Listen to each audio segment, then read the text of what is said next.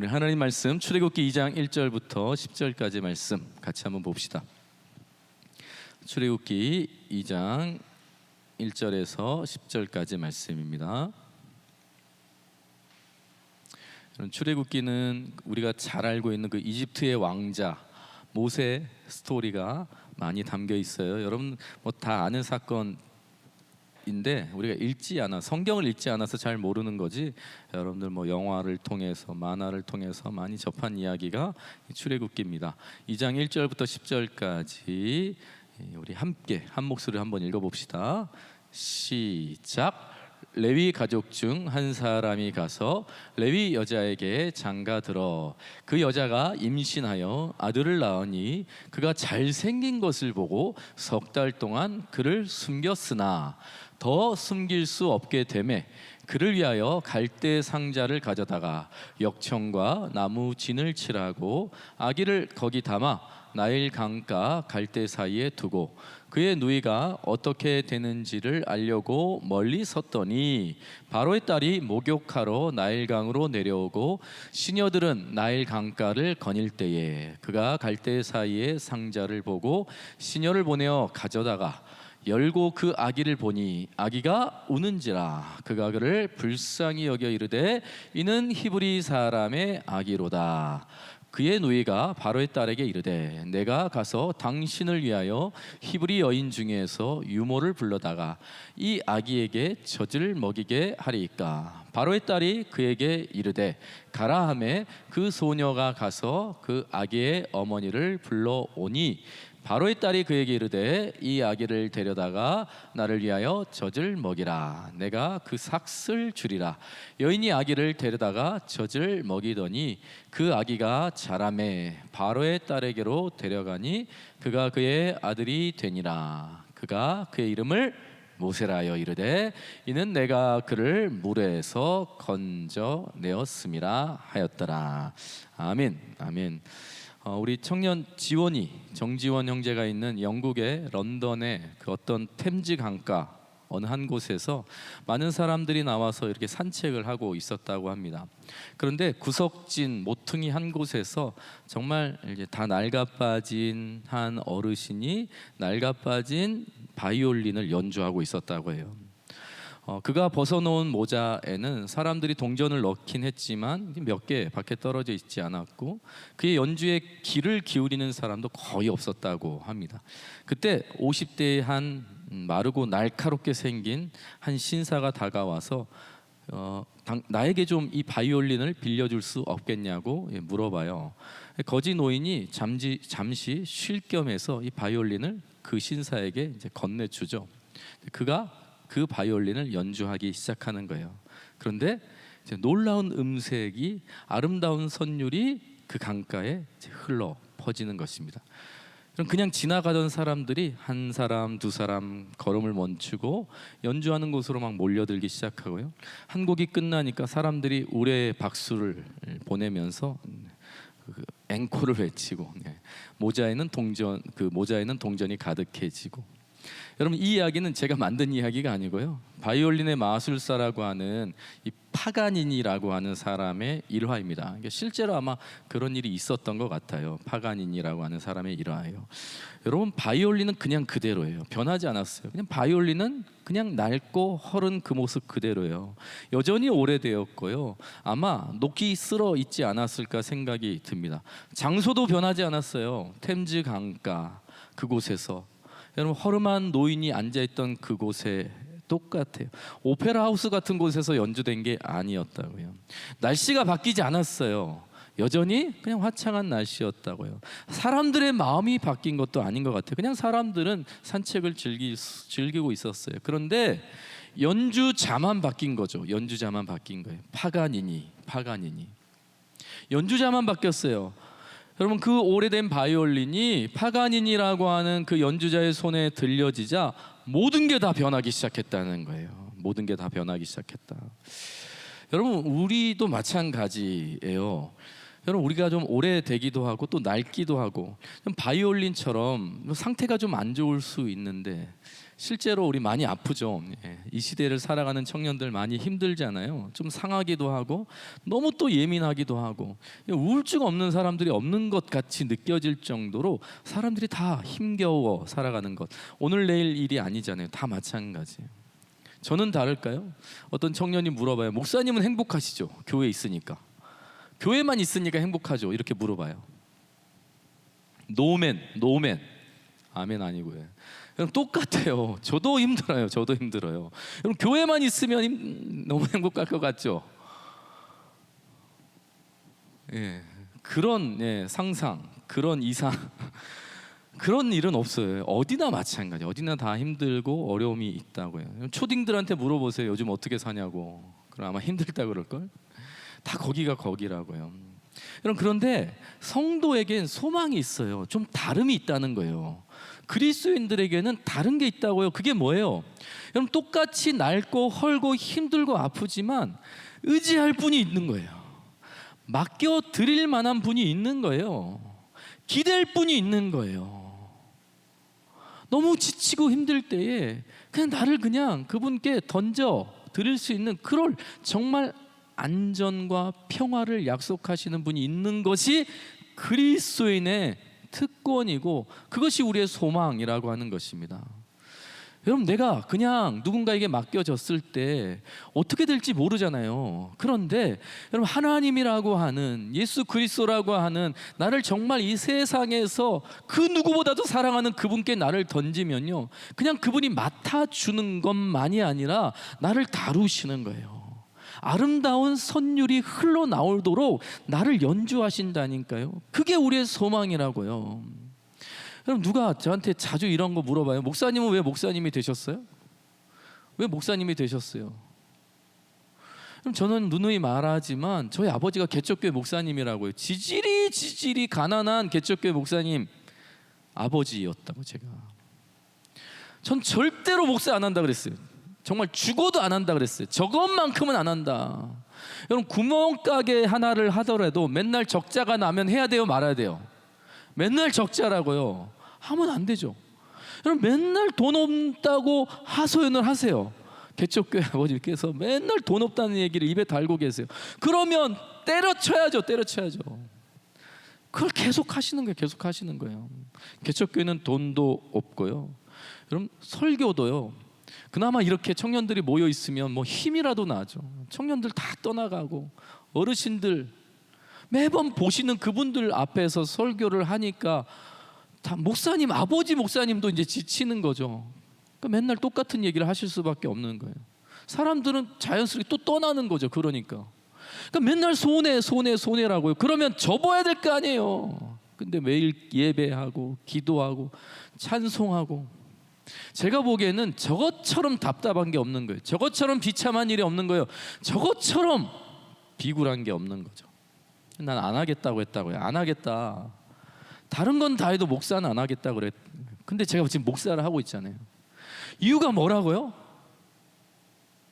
뭔가 특별한 게 있는 거예요. 제가 뭔가 특별한 걸 경험한 거죠. 하나님이란 분을 만난 거예요. 이전에는 그냥 개척교회 아버지의 하나님을 바라보고 살았거든요. 그냥 교회의 교회의 하나님을 바라보고 살았는데, 나의 하나님 아버지라고 하는 그 확신과 만남이 생기니까 바뀌더라고요. 하나님이라고 하는 눈에 보이지도 않는 그분을 내가 실제로 경험하게 되니까요, 변화가 되더라고요. 안 한다고 하던 이 목사를 하게 만드시더라고요. 나의 생각과 의지 모든 것을 다 송두리째 바꿔 놓으시더라니까요. 하나님을 모를 때는 이런 정신이었어요. 무조건 돈이 돼야 돼. 하나님을 모를 때는 무조건 돈이 되는 일을 해야 돼. 뭘 해도 사람들이 좋아하는 거, 사람들이 많이 모이는 걸 해야 돼 라고 생각했어요. 뭘 해도 실력이 있어야 돼. 실력. 인정받아야 돼라고 하는 그런 생각이 가득했다고요. 뭘 하든지 잘해야 되고, 뭘 하든지 인정받아야 되고, 뭘 하든지 성공해야 되는 거예요. 뭘 하든지 많이 가져야 된다고 생각하고 살았는데요, 하나님이라는 분을 만나니까, 하나님이라는 분을 만나니까 아까 우리 현태가 찬양 인도하면서 마지막 기도할 때 선포했던 것처럼 그분 안에 만족이 있더라고요.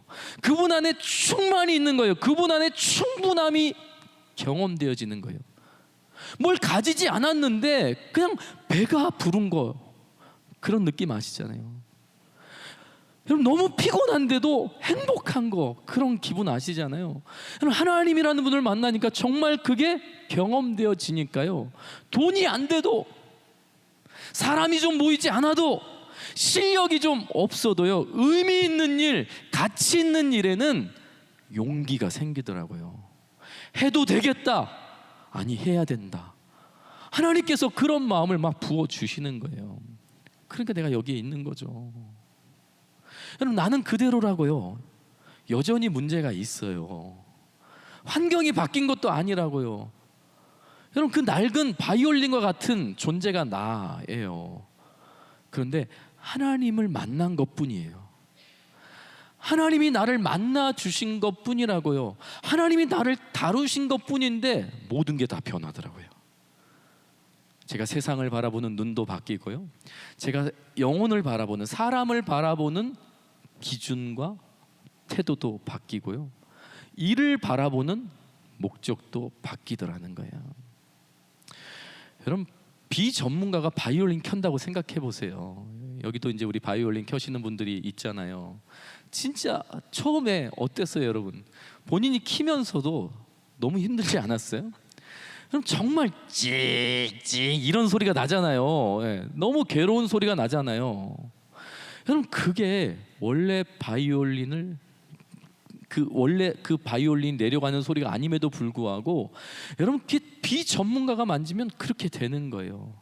그런데 진짜 전문가가 만지면 바이올린 좀 후져도 그 안에서 놀라운 선율이 흘러나오는 것처럼, 여러분, 인생 전문가가 우리를 다루신다고 생각해 보세요. 여러분, 성경에 보면 인간을 하나님이 창조하셨다라고 말하잖아요. 그런데 그분이 우리를 만나시고 그분이 우리를 다루신다고 생각해 보세요. 나를 만드신 그분이 나에게 찾아오셔서 나의 인생을 연주한다고 생각해 보세요. 그러면 다르죠.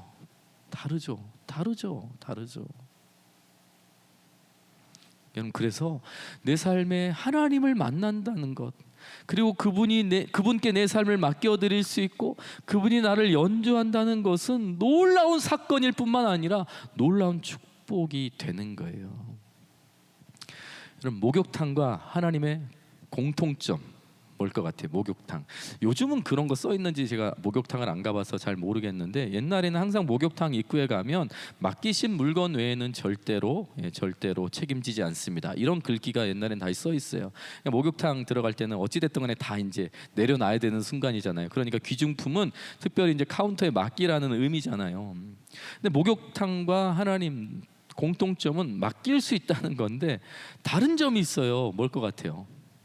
목욕탕은 준 대로 그대로 돌려줘요. 내가 준 만큼 그대로 돌려준 거예요. 잘 보관했다가. 근데 하나님께서는요, 다루세요. 재창조, 새로운 변화, 새로운 힘, 새로운 용기를 주셔서 돌려주신다고요. 여러분, 사실 여러분들이 지금 이곳에 있는 여러분들이 느끼시는지 잘 모르겠지만, 사실 이 예배에 여러분들이 지금 참여하는 것만으로도 지금 여러분은 하나님께 맡겨드리고 있는 상태예요. 여러분, 할 일 많고 해야 할 일 많고 하고 싶은 일 너무 많은 청년의 때에 지금 시간을 구별해서, 공간을 구별해서, 또 마음을 여러분들이 구별해서 이곳에 지금 와 있는 거잖아요. 그러면 어찌됐든 간에 여러분들이 지금 하나님께 맡기는 거예요. 내 시간도 맡겨 드리는 거고요, 나의 공간도 하나님께 맡겨 드리고 있는 것이고, 내 마음도 지금 하나님께 맡겨 드리고 있는 거라고요. 여러분, 수련회도 마찬가지죠. 선교 가는 것도 마찬가지예요. 맡겨드리는 거예요. 맡겨드리는 거예요. 여러분 찬양을 부르는 것도 마찬가지예요. 기도도 마찬가지예요. 내 마음의 감정과 내 의지와 생각을 하나님께 이렇게 맡겨드리는 상황 순간이라고요. 여러분 많이 맡길수록 많이 느낄 수 있어요. 덜 맡기면 덜 느끼겠죠. 근데 많이 맡겨보시면 하나님께서 나를 다루신다라고 하는 것을 분명히 느끼실 거예요. 왜냐하면 하나님이 반드시 살아계신다면 반드시 하나님께서 그렇게 하실 것이기 때문이에요. 여러분 맡길수록, 하나님께 맡겨드릴수록 많이 누릴 수 있어요. 많이 경험할 수 있어요. 그분이 많이 나를 다루신다는 것을 깨닫게 되는 거예요. 여러분 제가 항상 의문이 있었던 게 있는데 옛날부터 많이 들었던 말이에요. 어떤 말이냐면 전에 목사님이 특별히 많이 하셨던 말인데, 교회 온 사람과, 지금 여러분들이 이제 진솔과 코람이 교회 오셨잖아요. 교회 온 사람과 교회 오지 않는 사람이 하나님께서 복을 따로 주신다는 거예요.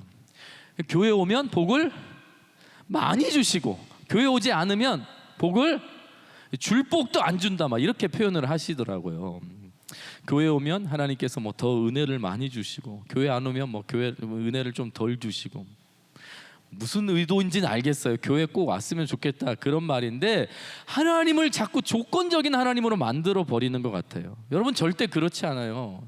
여러분 절대 그런 분 아니세요. 하나님, 여러분 창조주 하나님이시고 부족한 게 없으시고 우리를 사랑하신다는 분이 교회에 온다고 좀 더 주고 안 온다고 덜 주고, 여러분 그렇게 차별하시는 분, 그렇게 치사한 분이라고 여러분 느껴지세요? 여러분 그런 하나님 아니세요. 그런 하나님 아니세요. 저는 확신합니다. 교회 와도 교회 오지 않아도 똑같아요. 하나님 주실 복을 반드시 주시고요, 주실 은혜 반드시 주세요. 어디에 있든지 간에. 그럼 교회 와야 될까요? 안 와야 될까요? 이런 얘기하면 그럼 안 와도 되네 막 이렇게 복음을 또 만나시는 분들이 있는데 그런 의도가 아니라요. 여러분 다른 게 있어요. 다른 게 있어요. 다른 게 있다고요. 똑같은데 달라요. 내가 느끼고 깨닫는 게 다르죠. 내가 느끼고 깨닫는 게 달라요. 똑같은 걸 줘도요, 사용할 수 있는 사람은 하겠죠. 똑같은 걸 줘도 여러분 할 수 있는 거 못하면 아무것도 못해요. 여러분 그 핸드폰 얼만큼 쓰세요? 아는 만큼 쓰잖아요. 아는 만큼 쓰잖아요. 하나님과의 복, 은혜도 똑같아요. 여러분 누리는 만큼 쓴다고요. 태양이 똑같이 온 세상을, 지구를 비춰도요, 여러분 등을 지고 있으면 아무리 비춰도 몰라요. 비가 아무리 내리고 있어도 내가 우산 쓰고 있지만 맞지 않는 것처럼, 내가 거부하고 내가 모른 척하고 내가 뒤돌아서 있으면 아무리 하나님께서 복을 주셔도 나는 누리지 못한다고요. 이게 차이예요. 이게 차이예요. 하나님에 대한 지정의, 지식과 감정과 의지가 반드시 차이가 있습니다. 많이 경험한 사람일수록 달라요. 많이 경험하지 못한 사람일수록 또 달라요. 똑같은 은혜를 받아도, 똑같은 축복을 받았다 그래도 여러분 전혀 다른 모습으로 살아가게 되는 것이죠. 여러분 찬양을 구경한다고 생각해 보세요. 야, 오늘 진짜 우리 형제 3명이 딱 서 있는데 수아진이 아니지 뭐죠? 소방차 제가 생각나고 있는 3명 트리플 뭐가 없네요. 예, 없네. 남자 3명이 찬양하고 노래하는 그런 팀이 생각이 안 나는데 너무 감동적이지 않아요? 여러분 그걸 구경만 하고 있다고 생각해 보세요. 우리 잘생긴 주영이 보고 있고, 우리 멋진 우리 현태 형제 보고만 있고, 우리 경태 형제를 그냥 보고만 있다고 생각해 보세요. 눈에는 보기 좋겠죠. 근데 지금 무슨 시간이에요? 찬양하는 시간이었잖아요. 하나님의 이름을 높이고 하나님을 찬양하고 하나님을 고백하는 시간에 그냥 사람만 구경하고 있다고 생각해 보세요. 그럼 그것밖에 누리지 못하는 거예요. 크신 하나님을 보지 못하는 거잖아요. 이 찬양의 주제가 되시고 이 찬양을 하게 하시는 보이지 않는 손, 능력을 경험하지 못하는 거잖아요. 기도도 마찬가지예요. 기도도 마찬가지예요. 여러분 수련회 이번에 저희가 8월 11일부터 함께 가자 13일까지 우리 수련회가 있어요. 다 오셨으면 좋겠어요. 여러분, 오면 하나님께서 복을 주실 줄 믿습니다. 안 오면 저주를 받을지어다. 이런 말에 여러분 현혹되지 마세요. 절대 현혹되지 마세요. 못 올 수 있어요. 못 올 수 있어요. 그런데 다른 게 있다고요. 다른 게 있어요. 다른 게 있다고요. 여러분들이 느끼고 경험하는 게 다를 수밖에 없어요. 다를 수밖에 없어요. 공동체를 대하는 마음과 태도가 다를 수밖에 없어요. 수련회 온 지체들은 그만큼 더 깊이 알게 되겠죠. 누리게 되겠죠. 그런데 똑같이 하나님의 은혜가 있고 공동체가 있음에도 불구하고 그 시간에 함께하지 못하면 조금 멀어질 수밖에 없는 거예요. 멀어질 수밖에 없는 거예요. 그럼 저는 간절히 바라는 건 모두가 함께 그 시간에 함께할 수 있으면 좋겠어요. 그런데 여러분, 가시고 함께하는 지체들에게 절대 부탁드립니다. 오지 못하고 누리지 못하는 지체들을 절대로 외면하시면 안 돼. 그건 여러분들이 해야 될 역할이에요. 함께 기쁘고 행복했더라 끝, 이게 아니라 함께하지 못한 그 영혼들, 그 마음을 나눠주시는 게 또 여러분들의 역할이에요. 여러분, 하셔야 돼요. 하셔야 돼요. 여러분, 찬양할 때, 기도할 때, 또 말씀 들을 때, 혹시 눈물이 날 때 그걸 참고 그냥 모른 척하고 지나가는 것이 아니라 그냥 쏟아보는 거죠. 하나님께 한번 쏟아보는 거예요. 고백해 보는 거예요. 나의 간절한 마음, 욕심이 있어도 그냥 하나님 앞에 쏟아보는 거예요. 그럴 때에 하나님께서 얼마나 나를 사랑하는지, 얼마나 나를 기대하시는지, 얼마나 나를 품고 계시는지 조금 더 경험하게 되는 순간이 되는 것이죠. 그래서 우리 진솔과 코람이 조금이라도 더 많이 하나님께 맡겨보는 그런 시간들, 그런 순간들이 많았으면 좋겠다라는 생각이 듭니다.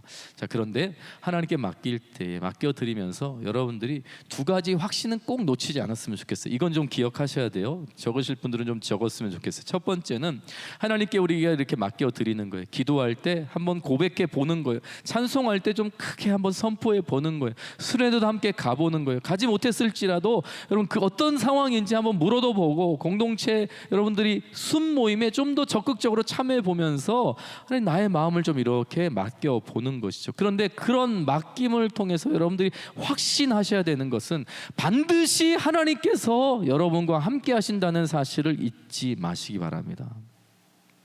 그냥 그건 허비하는 시간, 그냥 우리끼리 그냥 수다 떨고 마는 것, 그냥 내 감정 한풀이 하는 것, 그 정도가 아니라 그 순간에 하나님께서 여러분들을 다루실 거라고 하는 확신, 기대, 소망을 놓지 말라는 거예요. 여러분, 보이지 않는다고 없습니까? 보이지 않는다고 없어요? 지금 여러분 호흡을 하고 있는데 공기가 보이지 않는데 여러분의 호흡의 정체는 뭐예요? 보이지 않지만 있다고요. 어떤 청년이 목사님 저는 마음이 없습니다 그래요. 마음이 없습니다. 그래서 무슨 정신 나간 소리야 그랬더니 어떤 자매가 제 마음을 훔쳐갔어요 막 이러는 거예요. 정신 나간 소리를 하더라고요. 그래서 그 자매한테 물어보니까 사기죄, 무고죄로 고발할 거라고 막 그런 얘기를 하더라고요. 여러분, 마음이라는 거 보여요? 그걸 훔쳐갈 수 있습니까? 훔쳐갈 수 있죠. 도둑들이 있죠. 도둑들이 있다고요. 우리 보이지 않지만 여러분들이 충분히 알죠, 느끼죠. 갖고 있다고 다 알고 있잖아요. 보이지 않는다고 없는 게 아니라는 거예요. 제가 여러분들의 부모님을 모른다고 해서 여러분들이 부모님이 안 계십니까? 아래서 깨어나신 거 아니잖아요. 여러분, 다 여러분들이 계시다고요. 내가 모르는 것뿐이지, 모르는 것뿐이죠. 하나님도 마찬가지예요. 우리가 느끼지 못한다고, 내가 알지 못한다고 없다?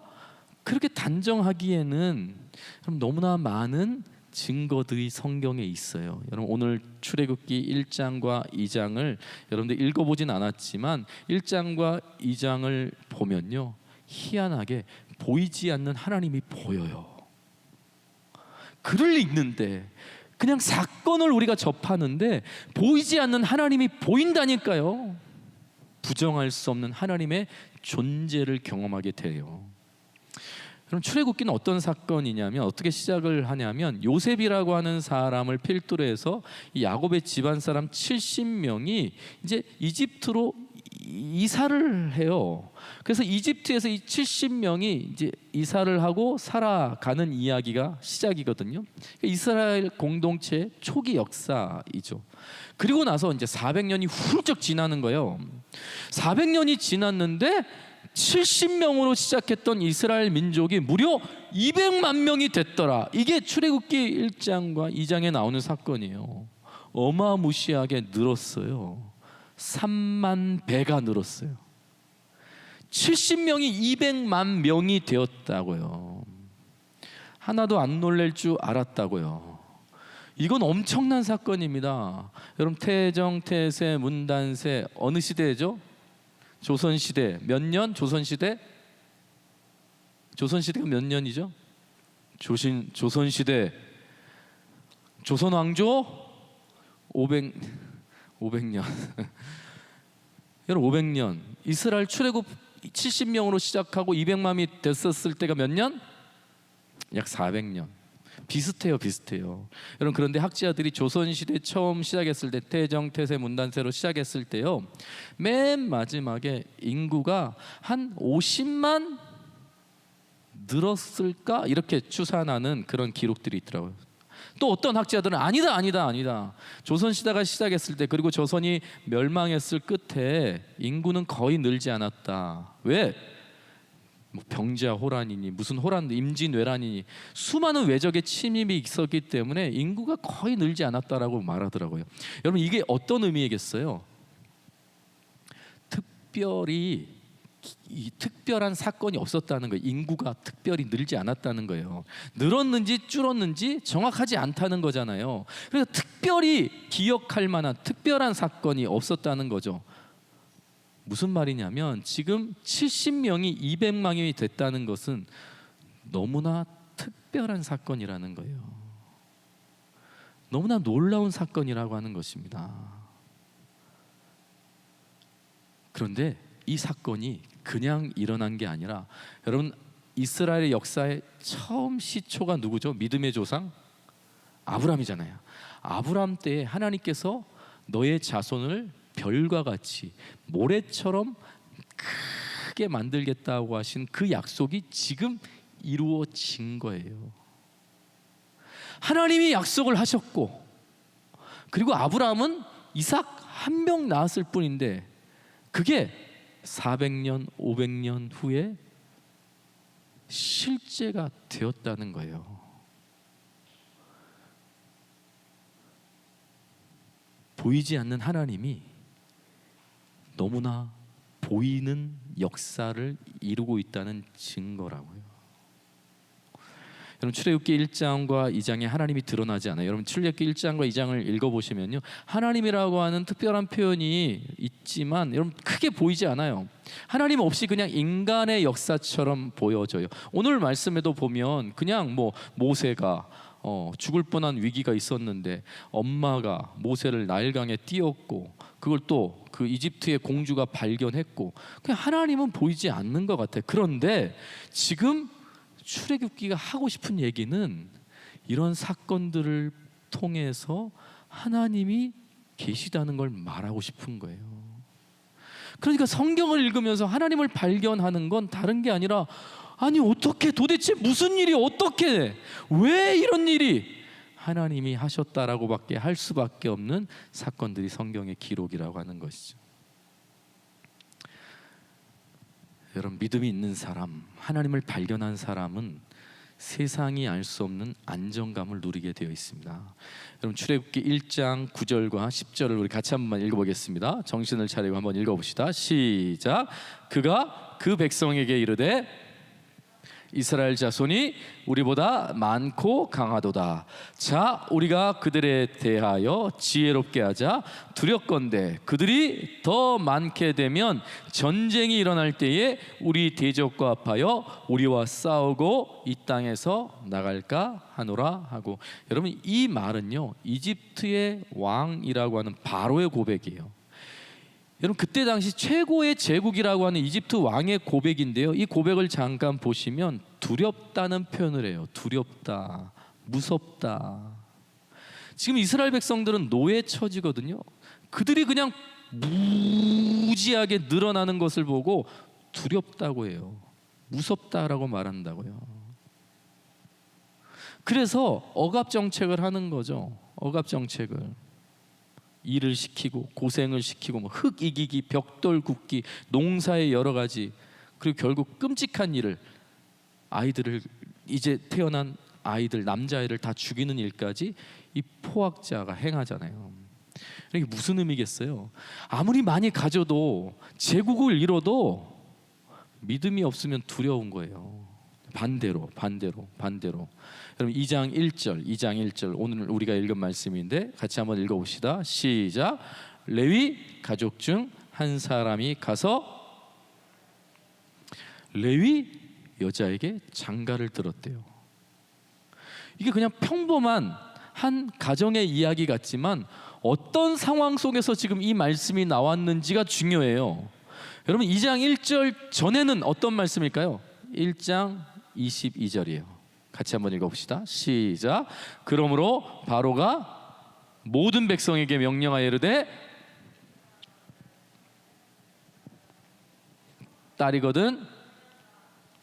그러니까 지금 여기 대부분 자매들은 사는 거지만 형제들은 이제 다 없어지는 거죠. 2살 아이들은, 남자들 다 죽이는 거예요. 다 죽이는 거예요. 아이들 태어난 남자아이는 다 죽이는 거예요. 이게 1장 마지막이었어요. 그런데 2장 1절에 그 현장 가운데 내 아이가 태어나면 언제 어떻게 죽을지 모르는, 아이들은 다 죽어야 되는 그 위기의 상황 속에 너무나 평범하게 레위 가족 중 한 사람이 가서 레위 여자에게 장가 들었다는 거예요. 지금 폭풍우가 치고 있는데 결혼 잔치 하겠다는 거잖아요. 지금 난리가 났다고요. 국가 정책이야. 아들 태어나면 다 죽이겠다는 거예요. 그런데 아무렇지 않게 장가 들고 있어요. 겁없는 인생들. 어떻게 이게 가능할까요? 히브리서는 이렇게 증언합니다. 히브리서 11장 23절. 믿음으로 모세가 났을 때에, 믿음으로 모세가 났을 때에. 이스라엘 백성들, 이때 당시 이스라엘 백성들이 핍박을 받고 고난을 받고 끔찍하게 학대를 받고 있었지만 그들에게 믿음이 있었어요. 하나님을 믿는 믿음이 있었어요. 여러분 이 세상에 지금 코로나가 닥쳐오고 있고 뭐 전쟁의 위험이 있고, 그럼 북한이 뭐 숱하게 우리 뭐 공격한다 어쩐다 막 깔보고 무시하고 만들고 난리가 났지만, 여러분 믿음이 있는 사람은 다른 삶을 사는 거죠. 다른 삶을 살 수 있는 거죠. 여러분 불신은 불안을 낳지만 페이스는 피스를 낳는다. 불신은 불안을 낳지만 페이스는 피스를 낳는다. Are you understand? 여러분 믿음이요 평안을 낳는다니까요. 믿음이 평안을 낳아요. 공동체가 언제 불편한지 여러분 잘 보세요. 가족끼리 언제 불편한지 보세요. 직장에서 언제 불편한지 보세요. 믿지 못할 때, 믿음이 없을 때 불편해요. 교회 생활도 마찬가지예요. 서로 믿음이 없으면 불편하죠. 하나님에 대한 믿음이 없으면 불편한 거예요. 믿음이 없으면 불편해요. 아무리 아버지라도 믿음이 없으면 불편한 거예요. 아무리 엄마라고 할지라도 믿음이 없으면 불편한 거예요. 목사라고 할지라도 똑같아요. 믿음이 없으면 불편한 사람 되는 거예요. 반대로 믿음이 있으면 두려움도 떠나가게 되는 거예요. 믿음이 페이스, 피스를 낳는다고요. 저는 송태근 목사님이 묵상일침이라고 하는 책을 내셨는데, 이 책의 소제목이 흔들리는 마음을 한 곳에 잡아놓는 힘이라고 하는 표현이 있어요. 여러분 지금 우리 마음이 다 흔들리는 시기잖아요. 너무 어려운 시기라고 다들 흔들려요, 갈대처럼. 그런데 이 흔들리는 마음을 한 곳에 잡아놓는 힘, 그게 뭔가 묵상이라고요. 묵상. 하나님을 묵상하는 것, 이게 흔들리는 마음을 잡아놓을 수 있다라고 하는 것이에요. 이런 책의 서문에 이런 표현이 있어요. 모든 문제에서 하나님과 마주 앉은 사람, 이런 사람을 믿음의 사람이다라고 하는 표현이 있거든요. 모든 상황 속에 흔들리는, 두려운, 공포스러운, 겁나는 그런 상황 속에 우리가 하나님과 마주할 수 있다면 그럼 믿음의 사람이고 동시에 평안의 사람이 될 수 있다는 것, 이게 이 책의 논지예요. 그럼 믿음은 단순히 하나님을 바라보는 것, 그 이상의 효과가 있어요. 하나님을 바라보는 그 순간부터 놀라운 평안이 내게 임한다는 것입니다. 여러분, 그래서 맡겨 드릴 때 꼭 기대하고 확신하셨으면 좋겠어요. 하나님께서 나를 붙드시고, 하나님께서 나와 함께 하시고, 하나님께서 반드시 나를 다루시고 나를 결코 홀로 두지 않는다. 맡겨드리면서 그런 확신을 가지셨으면 좋겠어요. 자, 두 번째, 하나님께 우리가 인생을 맡겨드릴 때, 찬양할 때도 마찬가지고, 기도할 때도 마찬가지고, 우리가 수련회를 갈 때도 마찬가지고, 선교를 갈 때도 마찬가지고, 우리가 하나님께 이렇게 맡겨드릴 때에 이 두 번째 확신을 가지셨으면 좋겠어요. 반드시 사람을 준비시킨다, 훈련시키신다, 다루신다는 것을 잊지 마시기 바랍니다. 여러분, 출애굽기 1장과 2장을 읽어보면 당황스러운 장면들이 나오는데, 그게 뭐냐면, 여러분 아까도 제가 읽었지만 22절에 보면, 1장 22절에 보면, 그러므로 바로가 그의 모든 백성에게 명령하여 이르되 아들이 태어나거든 너희는 그를 나일강에 던지고 딸이거든 살려두라. 여러분, 이게 어마무시한 명령이 지금 정부로부터 떨어진 거예요. 이제 다 죽게 생겼어요, 아들들 태어나면. 그리고 백성들은 지금 막 벽돌 굽고 허리 아프고 디스크 걸리고 막 고통 속에 있다고요. 그러니까 죽을 지경인 거예요. 그냥 막 온 그 이스라엘 백성들이 전부 다 지금 아우성이겠죠. 너무나 불안한 상황일 수밖에 없는 상황이겠죠. 그러면 하나님께서 지금 어떻게 해 주셨으면 좋겠어요? 당장 뭔가를 이루어 주시면 좋잖아요.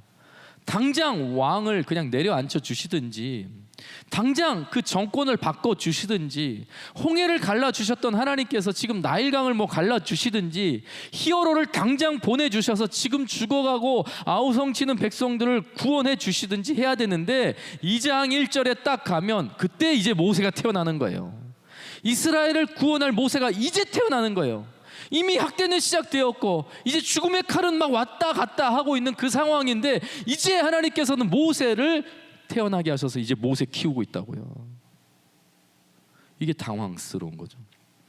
좀 빨리 지금 당장 하나님께서 좀 뭘 해결해 주셨으면 좋겠는데, 하나님은 이제 한 사람을 태어나게 하시는 거예요. 한 사람을 태어나게 하시는 거예요. 하나님의 생각과 우리의 생각이 좀 다르죠. 이사야 55장 8절과 9절, 이는 내 생각이 너희의 생각과 다르며 내 길은 너희의 길과 다름이니라. 여호와의 말씀이니라. 얼만큼 다른가? 이는 하늘이 땅보다 높음같이 내 길은 너희의 길보다 높으며 내 생각은 너희 생각보다 높음이니라. 여러분, 높이 있으면 훨씬 넓게 보이겠죠. 낮게 있으면 지금 눈앞에 보이는 게 전부이잖아요. 하나님의 생각은 높다고 표현하고 있어요. 높다. 여러분, 우리는 지금 당장 빨리 뭔가를 해결하기를 원하죠. 지금 뭔가 좀 하나님께서 다 바꿔주셨으면 좋겠는데, 하나님이 원하시는 것은 준비하기를 원하시는 거예요. 준비되기를 원하시는 거예요. 훈련되기를 원하시는 거예요. 모세라고 할지라도 똑같아요. 모세가 처음부터 모세가 아니에요. 훈련되어서 모세가 되는 거죠. 다윗 처음부터 다윗이 아니에요. 그가 훈련되었기 때문에, 준비가 되었기 때문에 다윗이 다윗다워지는 거죠. 성경의 사람들의 특징이라고 하면 반드시 훈련되어지는 과정이 있다. 그냥 짠 하고 나타나는 영웅 히어로 그런 거 없어요. 반드시 훈련되어지고 과정이 있어요. 그 과정 속에는 눈물도 있고요, 고통도 있고요, 치열한 전쟁도 있고요, 아픔도 있고요. 그게 다 훈련의 과정이에요. 한 사람이 만들어지는 과정이라고요. 여러분 출애굽기 2장 1절에 보면 레위 가족 중 한 사람이 가서 레위 여자에게 장가 들었다고 하죠. 지금 레위 가족 중에 한 사람이 레위 여자에게 장가 들었다고 해요. 지금 누구 얘기냐면요, 모세의 부모님 얘기거든요. 이게 여러분 부모님 얘기를 이름을 기록하지 않아요. 모세의 부모님이요 출애굽기에 나옵니다. 근데 여러분들이 이름을 잘 몰라요. 왠지 아세요? 안 나오니까. 당장 안 나오니까. 지금 당장 안 나오니까. 나중에 나오거든요. 나중에 나오거든요. 지금 당장 안 나오니까 여러분들이 모세 엄마 아빠 이름을 잘 몰라요. 그런데 모세는 이스라엘의 최고 지도자 중에 한 사람입니다. 그러면 대부분의 사람들이 알았을 거예요. 이 모세 출애굽기를 기록하고 있을 당시에 다 알았을 사람의 이름이에요. 너무나 유명한 사람이니까. 그런데 그렇게 기록하지 않아요. 그냥 레위 사람 중에 한 사람, 레위 사람 중에 한 여자라고 기록한다고요. 그렇게 모세의 부모님을 기록해요. 왜 그랬을까요? 처음부터 모세가 아니라는 거예요. 잘난 부모 밑에서 태어나서 잘난 사람이 된 게 아니라는 거예요. 훈련 받았다는 거예요. 과정이 있었다는 거예요. 자라났다는 것입니다. 진솔도 마찬가지고 코란도 마찬가지예요. 여러분 항상 준비되고 훈련되셔야 돼요. 처음부터 완전하려고 하지 마세요. 공동체도 마찬가지예요. 준비되고 훈련되는 과정이 필요해요. 저와 여러분은 다. 쓰임받지 못하는 사람, 성경에 나오는 사람들 중에 꽤 많은 사람들이 무너진 사람들의 이야기가 있거든요. 공통점이 있어요. 훈련되지 않아요. 훈련되지 않아요. 그냥 자기 실력으로 자기가 할 수 있는 것 그거 하고 그냥 이렇게 내려앉는 사람들의 이야기예요. 우리 진솔과 코람 청년들에게 간절히 부탁합니다. 여러분 우리가 하나님께 맡겨 드릴 때 하나님께서 우리를 다루시고 연주하세요. 그게 우리가 지금 예배 드림이고 찬양 드림이고 기도 드림이에요. 수련회도 드림이에요. 선교도 드림이에요. 하나님께 나의 시간을 드리고 나의 감정을 드리고 나의 의지를 드리는 거예요. 그럼 반드시 하나님께 대한 여러분 확신을 가지고 이 시간을 드렸으면 좋겠어요. 그냥 억지로 겨우 막 꾸역꾸역 이렇게 하는 게 아니라 찬양팀도 마찬가지예요. 여러분 매주 토요일마다 막 3-4시간씩 이 친구들이 한다고 준비한다고요. 근데 그 시간이 이런 이 친구들에게 고역이라고 생각해 보세요. 꾸역꾸역 겨우겨우 막 그렇다고 생각해 보세요. 훈련이고 하나님께서 우리를 다루시는 시간이라고 하는 확신으로 그 시간을 보낸다고 하면 반드시 여러분들에게 특별한 위로와 평안이 있을 줄 믿습니다. 찬양팀 한번 나와서 우리 같이 한번 찬양합시다. 진짜 모세 이야기는 또 다음 주에 합시다. 오늘 좀 찬양하고 싶은 찬양이 있는데 요게벳의 노래라고 하는 이야기 찬양이에요. 엄마가 어쩔 수 없이 아들을 낳고 나서 정부의 명예에 의해서 아들이 죽을 수밖에 없는 위기를 맞이한 거죠. 아들이 이제 죽는 거예요. 그냥 죽는 거예요. 그런데 어떻게든 살리고 싶은 거예요. 어떻게든 살리고 싶은 거예요. 그래서 나일강에 띄어 보내는 이 출애굽기 2장의 이야기가 이 찬양의 가사 그대로 녹여져 있어요. 그런데 이 찬양의 가사가 좀 오바를 많이 했거든요. 예. 여러분 말씀을 읽으시면 이 말씀과 찬양의 가사가 좀 다르다는 느낌이 있을 거예요. 그런데 일단 여러분들의 마음을 한번 이 어머니의 마음에 좀 한번 포커스를 했으면 좋겠어요. 내 아이가 지금 죽게 생긴 거예요. 그런데 내가 책임질 수 없어요. 내가 끝까지 품고 있을 수가 없는 거예요. 내가 끝까지 함께 할 수가 없는 거예요. 여러분 어머니가 내 아이를 끝까지 책임질 수 없다, 끝까지 품을 수 없다, 끝까지 보호하지 못한다라고 생각해 보세요. 그것처럼 아프고 절망스러운 순간이 어디 있겠어요. 그런데 어머니는 믿음의 사람이었던 거예요. 믿음으로 나일강에 띄우는 거죠. 누가 책임져 달라고? 하나님께 맡겨 드리는 거예요. 하나님, 내 아이를 내가 책임질 수 없어요. 내 아이를 내가 끝까지 품을 수 없습니다. 내 아이를 내가 어미인데, 내가 엄마인데 내 아이를 끝까지 붙들어낼 수 없어요. 그런데 하나님은 하실 수 있잖아요. 하나님은 책임져 주실 수 있잖아요. 하나님은 보호해 주실 수 있잖아요.